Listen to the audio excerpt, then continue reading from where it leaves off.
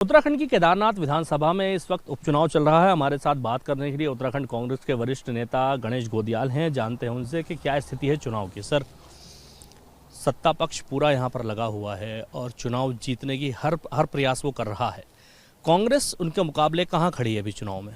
बस आपने जो कहा उसी में आपका उत्तर भी निहित है कि हर प्रयास वो कर रहे हैं और हर प्रयास में उनका जो असली प्रयास है वो है उनका धनबल। इसमें हम पीछे हैं, इससे हम नकार नहीं सकते हैं। लेकिन आखिर जनता जनार्दन सिर्फ धनबल के हिसाब से वोट नहीं देती है। उनके साथ जो सत्ता पक्ष ने जो भी व्यवहार किया है उस पक्ष को ध्यान में रखकर मत देंगे। आज केदारनाथ का चुनाव इस मुकाम पर आ पहुंचा है कि मुख्यमंत्री जी झूठ बोलते हुए फिर रहे हैं।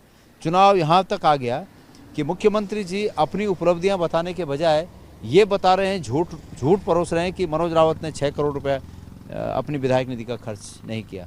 मैं मुख्यमंत्री जी को चुनौती देता हूं कि मुख्यमंत्री जी सूचना अधिकार के तहत या सत्यापित करके, अधिकारियों से सत्यापित करके इस तथ्य को सामने लाएं कि जिस दिन उत्तराखंड की जिस विधानसभा के मनोज रावत सदस्य थे, उस विधानसभा का कार्यकाल समाप्त हुआ, उनके कार्यकाल की समाप्ति तक कितने विकास के प्रस्ताव विधायक निधि से संस्तुत कर दिए गए थे और उस जो धनराशि संस्तुत की गई, कितनी धनराशि फिर बाकी रही, तो साफ पता चल जाएगा। लेकिन अफसोस इस बात का है कि मुख्यमंत्री जी एक उपचुनाव जीतने के लिए इस प्रकार के झूठ का सहारा ले रहे हैं, जो कि उत्तराखंड के मुख्यमंत्री के लिए शोभा नहीं देता।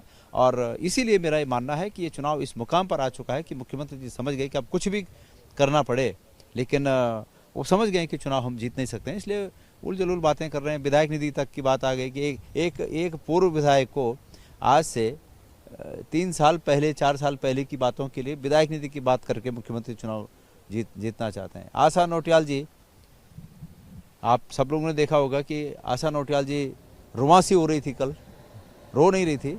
रुआंसा उसको कहते हैं कि जो रोने का ढंग पता लगे कि ये रोने की कोशिश कर रहे हैं, तो रोने की कोशिश कर रही थी। तो सवाल ये है कि अगर वो इस विधानसभा के लोगों के हित में कभी अगर अपने आंसू निकालती तो ठीक होता। हम वैसे व्यक्तिगत रूप से उनके निजी जीवन के सुखी रहने की कामना करते हैं, लेकिन राजनीति में आंसू अपने लिए नहीं निकाले जाते। आज तो उनकी आ पड़ी है ना, इसलिए अपने लिए आंसू निकालने की कोशिश हो रही है।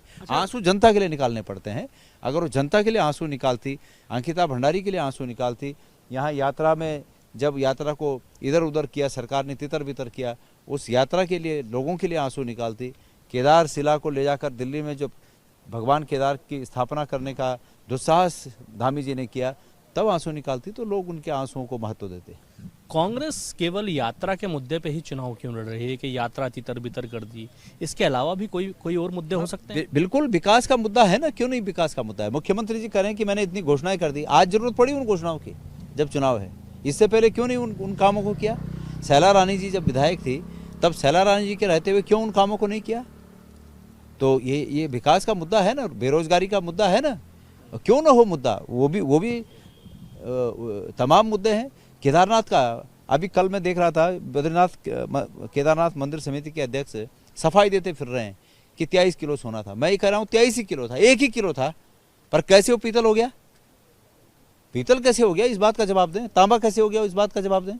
फजूल की बातें करते हैं। तो ये सब मुद्दे हैं ना, बेरोजगारी भी मुद्दा है, महंगाई मुद्दा है। अच्छा, मेरा एक आखिरी सवाल है आपसे, आप इस चुनाव में क्या देख रहे हैं, क्योंकि आप खुद भी चुनाव लड़े हैं इस क्षेत्र से, अभी कांग्रेस कहाँ खड़ी है? क्योंकि जिस तरह से भाजपा चुनाव लड़ रही है, मैं ये मानता हूँ कि इस विधानसभा क्षेत्र की जनता के आशीर्वाद से कांग्रेस इस चुनाव को जीतेगी। हम यहाँ पर खड़े हैं कि हम उम्मीद कर रहे हैं कि 23 तारीख को निश्चित रूप में हम एक बार फिर जय केदार बाबा को जो है जय कहेंगे, केदार बाबा का धन्यवाद कहेंगे और यहाँ की जनता जनार्दन का धन्यवाद कहेंगे। हमारे साथ बात करने के लिए उत्तराखंड कांग्रेस के वरिष्ठ नेता और सांसद का चुनाव लड़े गणेश गोदियाल जी थे। गणेश गोदियाल जी ने स्पष्ट रूप से कहा है कि भारतीय जनता पार्टी ज़रूर धनबल से चुनाव जीतना चाहती है, लेकिन यहाँ की जनता कांग्रेस के लिए मन बना चुकी है। लेकिन जिस तरह से लगातार इस पूरे इलाके में चुनाव में हमने देखा है कि दोनों ही पार्टियों को अधिकांश रूप से जनता नकार चुकी है। अब देखना ये होगा कि चुनाव के दिन 20 तारीख को जनता किसकी किस्मत का बटन दबाकर उसे जीत का ताज पहनाती है।